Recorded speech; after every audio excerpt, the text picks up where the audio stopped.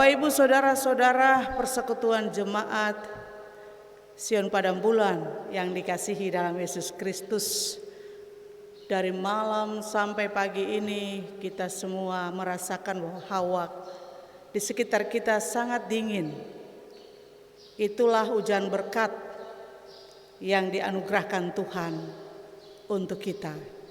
Ada orang-orang yang berdoa supaya hujan turun untuk menopang kebutuhan hidup mereka.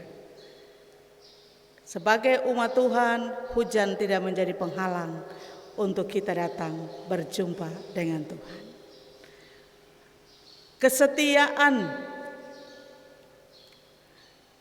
untuk selalu berjumpa dengan Tuhan yang kita imani dan kita yakini di dalam Yesus Kristus, itulah menunjukkan bahwa kita mempercayai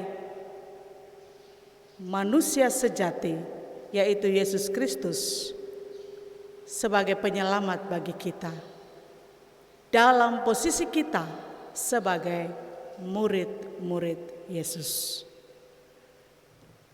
Hari ini kita merenungkan bersama ada 3 bagian dari pembacaan kita tadi. Yang pertama berbicara dari ayat 24 sampai dengan ayat 30 itu. Di situ terjadi pertengkaran di antara murid tentang siapa yang terbesar.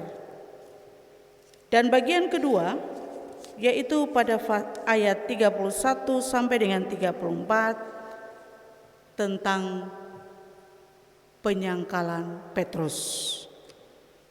Dan bagian yang ketiga adalah murid-murid diutus oleh Yesus. Dalam perenungan Minggu Sengsara yang kelima, kita belajar ada ketidaksetiaan dari murid karena dia mengkhianati atau dalam rencananya dia menjual Yesus. Kita semua pasti tahu, yaitu Yudas. Dan di dalam pelaksanaan di mana Yesus mengatakan bahwa dia rindu sekali untuk melakukan perjamuan malam atau makan Paskah, namun sangat disayangkan, rupa-rupanya murid-murid sudah mulai berpikir bahwa guru mereka beberapa saat lagi tidak akan bersama dengan mereka. Kalau begitu, siapa yang akan menjadi pemimpin? Bagaimana nasib mereka? Siapa yang bisa mengatur di antara mereka? Oleh sebab itu, supaya jelas menurut pikiran murid-murid, ada Yesus sehingga Yesus tahu ketika dia tidak ada, siapa yang nanti menjadi pemimpin bagi murid-murid. Karena itu mereka mempersoalkan siapa yang akan menjadi terbesar, siapa yang akan menjadi pemimpin. Bapak, Ibu, Saudara-saudara, dalam kaitan menjadi seorang pelayan atau hamba atau menjadi seorang pemimpin, dalam Perjanjian Baru ada kata yang dijumpai adalah kata hamba. Jadi ada kata hamba itu dengan perkataan Yunani huperetes yang diartikan sebagai hamba dalam kaitannya dengan pimpinan. Kemudian kata yang kedua adalah diakonos yang diartikan sebagai pelayan dalam hubungannya dengan melayani. Jadi kalau kita membaca kitab bahasa Yunani, kita dapat menemukan kata-kata tersebut di dalam Perjanjian Baru yang sesungguhnya itu mau menjelaskan atau mengartikan tentang kepemimpinan. Dan pada pembacaan kita ini digunakan kata diakonos. Bapak, Ibu, Saudara-saudara, dalam perjamuan Paskah terakhir dengan murid-murid, Yesus bicara tentang topik kepemimpinan. Yesus melihat para murid sedang berdebat atau bertengkar yang hebat mengenai siapa yang terbesar kalau Tuhan Yesus tidak ada bersama dengan mereka. Yesus menjelaskan bahwa kodrat sejati kepemimpinan rohani adalah kehambaan. Artinya, kepemimpinan bukan berbicara tentang kekuasaan untuk menaklukkan orang lain, melainkan mengenai melayani orang lain tanpa pamrih. Dan di sini Yesus memakai kata jadilah orang muda dan pelayan untuk memberikan gambaran dari apa yang dimaksudkan tentang figur seorang pemimpin.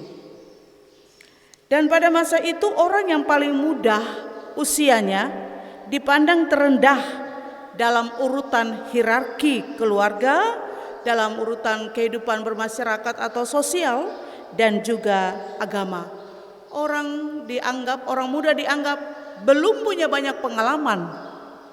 Orang muda dianggap belum punya banyak ilmu, atau dia bukan orang intelektual, begitu. Jadi dia dibatasi di dalam pembicaraan atau dianggap tidak tahu apa-apa di kalangan keluarga, sosial, dan agama. Dan pelayan juga dipandang sebagai budak yang tidak memiliki kebebasan dan martabat. Dan tugas pelayan adalah melayani kebutuhan orang lain.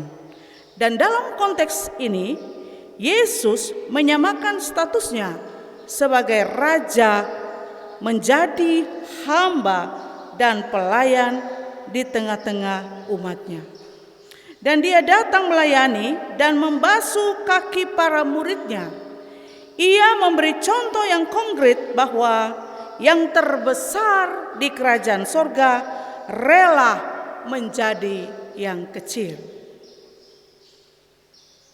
Jadi bukan ada orang-orang yang membanggakan diri menjadi orang yang besar, menjadi pemimpin yang memikirkan diri sendiri, yang memiliki tempat di dalam kerajaan sorga, tapi menjadi hamba yang setia, bukan hamba upahan, bukan hamba yang melayani karena motivasi-motivasi yang lain.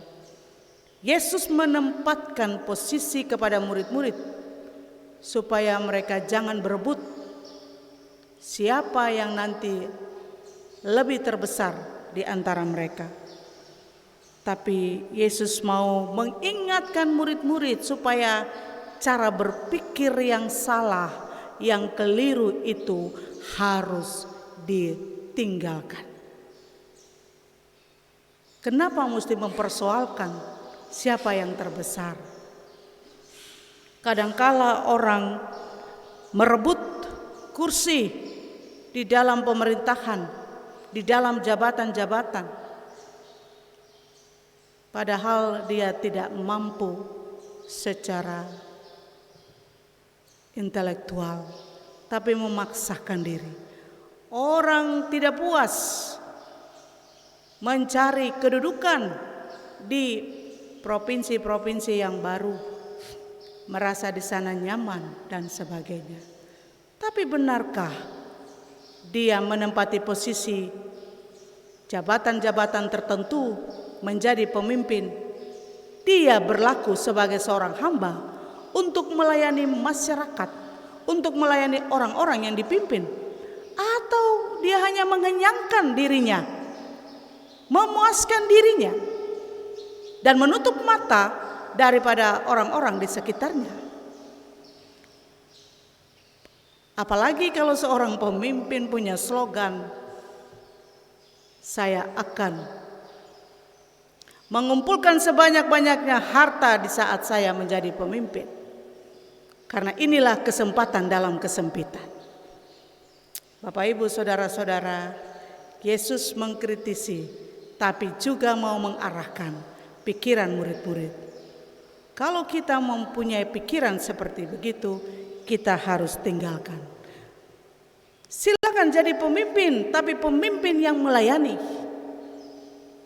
Silakan memiliki satu kepercayaan dalam kedudukan atau jabatan, tapi ingat disitulah dapat menunjukkan untuk menjadi seorang pemimpin yang melayani umat Tuhan.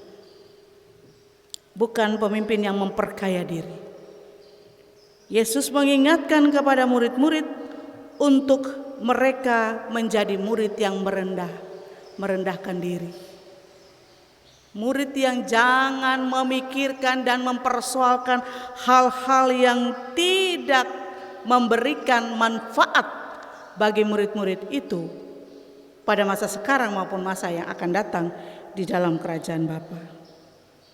Karena itu Bapak Ibu Saudara-saudara, kita mau melihat bagaimana jaminan yang Yesus berikan kepada orang yang mau menjadi pelayan. Silakan dia menjadi pemimpin, tapi sifatnya dalam hatinya dia sebagai seorang hamba. Bapak Ibu, kita juga tidak kenal selain di dalam pemerintahan, di dalam gereja pun juga hamba-hamba Tuhan kadangkala tidak menyadari identitas dirinya sebagai seorang hamba Tuhan yang harus memiliki hati sebagai seorang hamba. Ada cara-cara pandang yang melihat bahwa dia mau mengatur dirinya sendiri untuk berada pada jemaat-jemaat yang besar. Supaya apa? Dia bisa mendapatkan finansial yang lebih besar. Dia punya kebutuhan bisa tercapai. Ada pendeta yang melayani karena dia adalah pendeta komersial. Karena uang dia melayani. Jadi seorang hamba Tuhan, kita memang dinilai oleh Tuhan. Bagaimana kita punya pelayanan. Juga Bapak Ibu Penatua Siamas diberikan tanggung jawab khusus dalam periode. Apakah kita sudah melayani umat Tuhan dengan segenap hati kita, ataukah kita melayani karena ada sungutan-sungutan? Kita melayani karena kita punya tugas sebagai majelis jemaat. Tapi bukankah kita melayani karena tugas mulia yang Tuhan berikan kepada saya, sehingga apapun saya lakukan dengan sukarela, dengan hati yang bersyukur, sekalipun dalam pelayanan itu ada tantangan yang dihadapi. Ya, kadangkala ada juga teman-teman majelis menghitung-hitung pekerjaan. Saya selalu melayani terus, baru teman-teman yang lain bagaimana? Kenapa mereka tidak peduli? Bapak Ibu Saudara-saudara, saya mau katakan, ketika kita menyatakan kesiapan hati kita, itu secara pribadi kita katakan kepada Tuhan. Karena itu pekerjaan pelayanan kita pribadi melakukannya. Nanti upah itu Tuhan perhitungkan untuk kita. Jadi jangan berpikir banyak orang bekerja baru Tuhan kasih upah. Tidak. Kita bekerja tanpa bersungut-sungut. Kita bekerja dengan pamrih. Kita bekerja dengan hati bersyukur, walaupun kadang-kala mungkin ada mendapat kata-kata yang menyakitkan dari anggota jemaat mungkin, atau dari teman majelis kita sendiri. Selagi Bapak Ibu Saudara, saya mau katakan, kita melayani dengan ketulusan hati dan berada pada hal yang benar, maju. Tidak perlu kita takut dengan perkataan-perkataan manusia yang tidak memberikan kenyamanan, keselamatan bagi kita. Karena apa? Kita bekerja ini pekerjaan Tuhan, bukan pekerjaan manusia. Kita bersyukur kalau semakin banyak kita ditempa dengan berbagai persoalan-persoalan di tengah pelayanan. Bukankah itu cara Tuhan memproses kita sebagai hamba yang setia mau melayani umat Tuhan? Yesus memesankan demikian, oleh karena dia katakan, aku datang bukan untuk dilayani, tapi untuk melayani. Itulah yang Yesus tunjukkan kepada kita. Dia tunjukkan kepada dunia bahwa dia datang untuk menyelamatkan kita dari keberdosaan. Bapak Ibu Saudara-saudara, kita melihat pada bagian yang kedua, penyangkalan Petrus. Petrus dari kata Yunani itu Petra, artinya batu. Namun nama itu tidak seteguh pendiriannya. Sekalipun dia adalah murid yang dekat dengan Yesus, tetapi dia juga ada bertindak dan berpikir di luar pengendalian dirinya. Dan hal itu diingatkan oleh Yesus.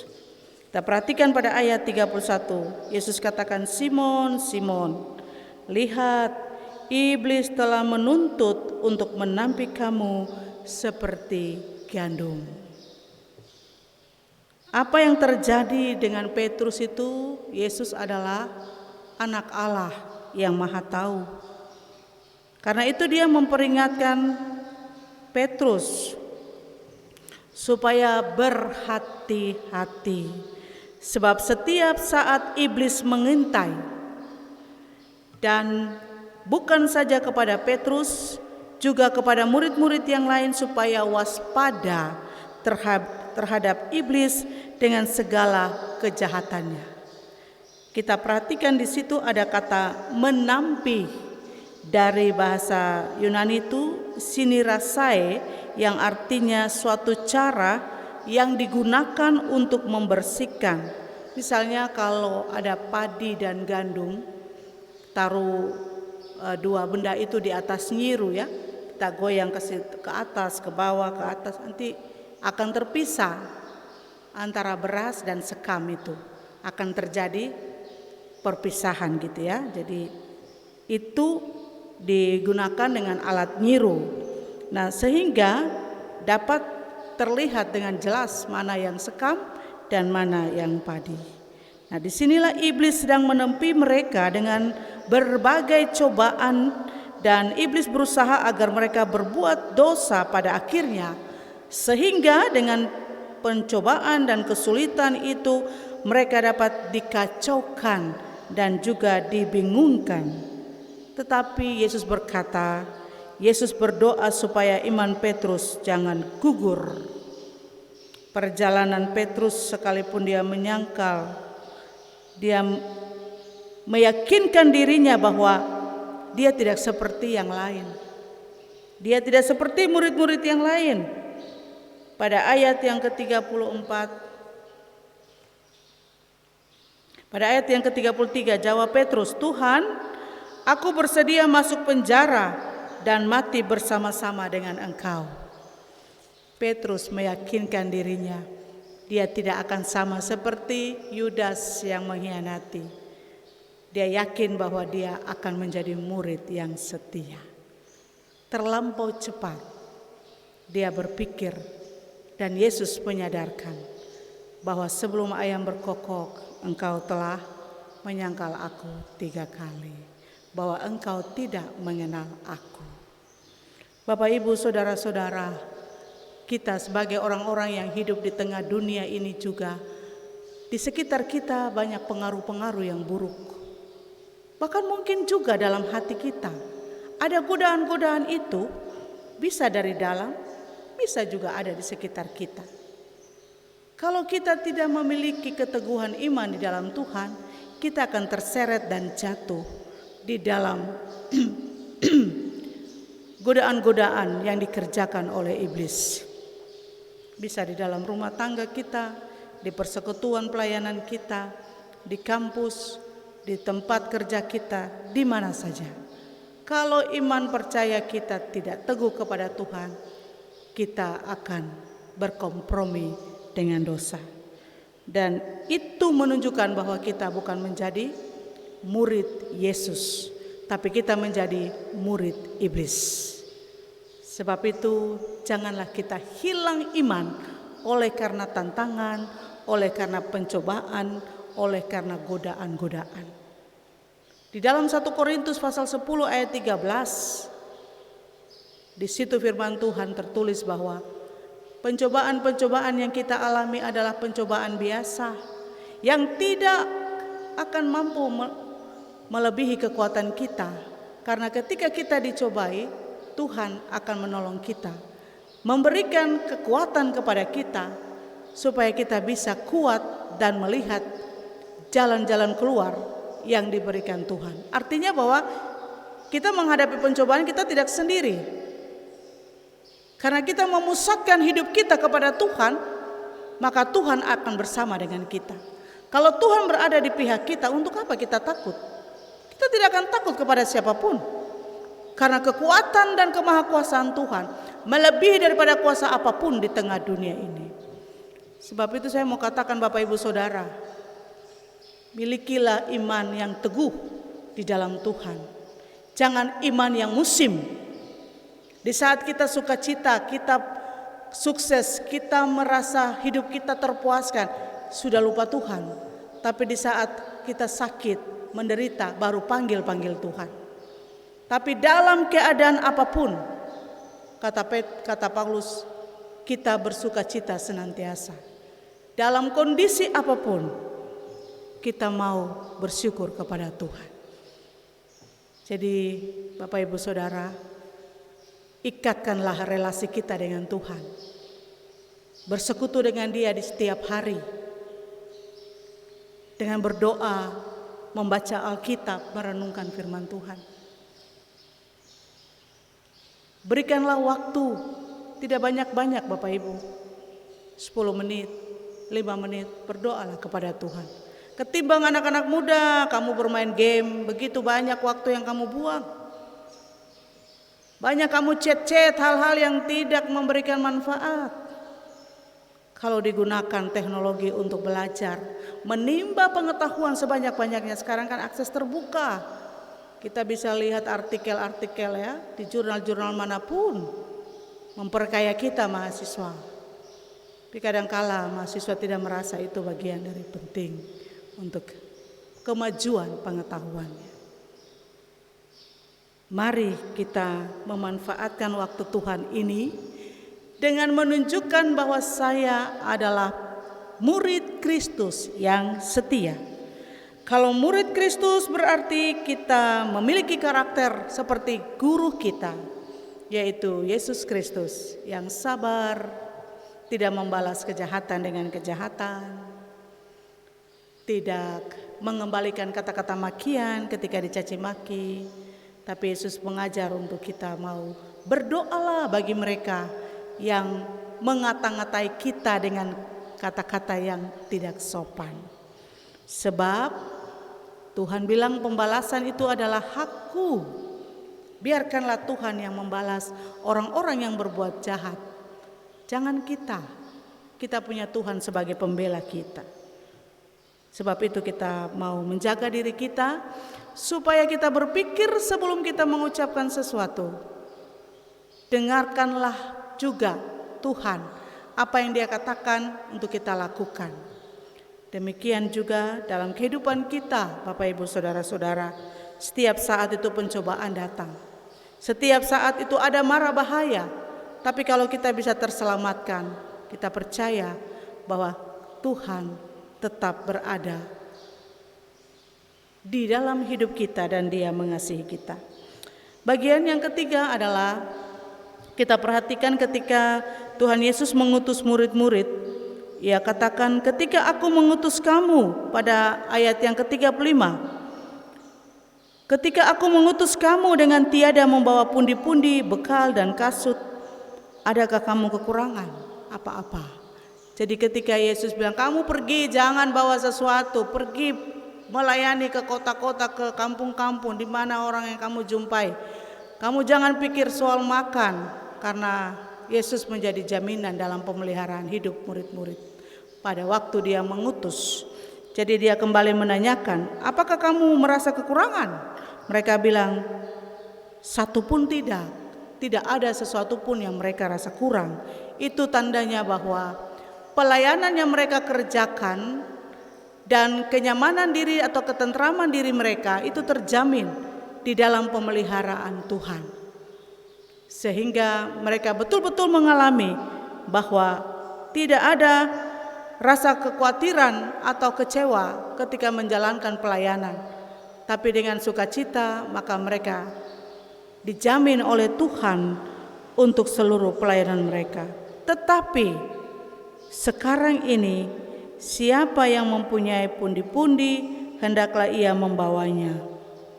Jadi kondisi di mana Yesus nanti tidak ada akan berubah. Sebab mereka juga akan berhadapan dengan kerajaan Romawi. Mereka juga harus menjaga diri dengan baik. Jadi Yesus mau merubah kondisi yang tadinya bersama dengan Yesus beda setelah Yesus tidak bersama secara fisik dengan mereka. Jadi murid-murid harus juga berhati-hati. Harus mempersenjatai diri dengan baik. Mereka dapat menunjukkan ketidaknyamanan itu, jangan sampai mereka membinasakan diri mereka. Yesus mengingatkan murid-murid apa yang harus mereka kerjakan. Bapak, Ibu, saudara-saudara, dari firman Tuhan ini juga kita belajar bahwa kita mengenal Yesus sebagai guru yang agung.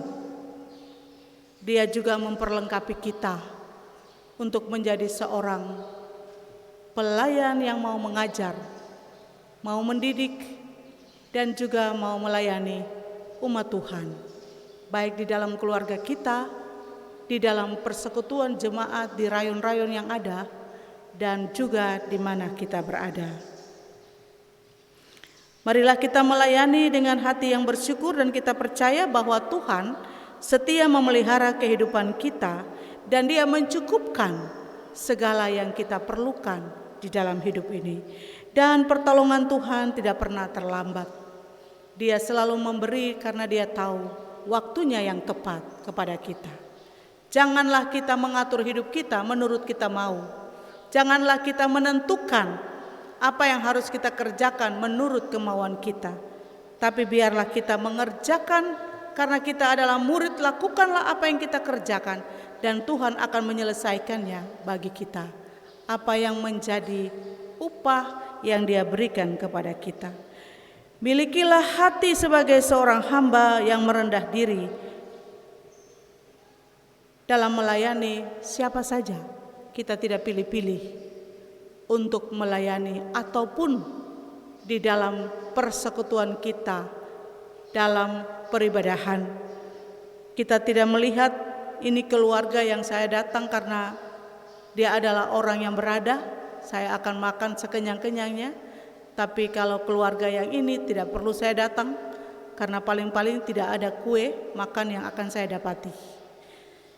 Kita mau melihat semua orang, kecil besar tua muda kaya miskin, adalah bagian dari kehidupan bersama di dalam persekutuan ini. Biarlah kita mau setia menjadi murid Kristus, kita mau melayani dalam persekutuan dan kepercayaan yang Tuhan berikan melalui tugas-tugas kita atau pekerjaan kita di dalam organisasi atau di mana saja. Sebab orang yang bekerja dengan sukacita, orang yang bekerja dengan jujur, bekerja dengan rajin, dia layak untuk menerima mahkota kehidupan yang diberikan dan disiapkan oleh Tuhan.